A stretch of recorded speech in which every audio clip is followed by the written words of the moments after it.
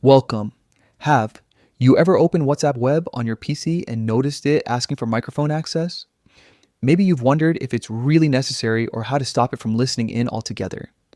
In this video, you'll learn exactly how to prevent WhatsApp Web from accessing your microphone step by step using the latest update. First, open WhatsApp Web in your browser. You'll see the familiar chat interface after scanning the QR code from your phone. Now, move your attention to the top of the browser where the website address appears. Right next to it, you'll find an icon, often a small lock symbol. Click on that to open View Site Information. This is where your browser stores specific permissions for the site you're visiting. In the small pop-up that appears, click on Settings. You might notice different options for things like notifications, camera, and pop-ups. Now, look for permissions and select More Settings Permissions. This will take you directly to a more detailed control panel for WhatsApp Web. Next, find the microphone option.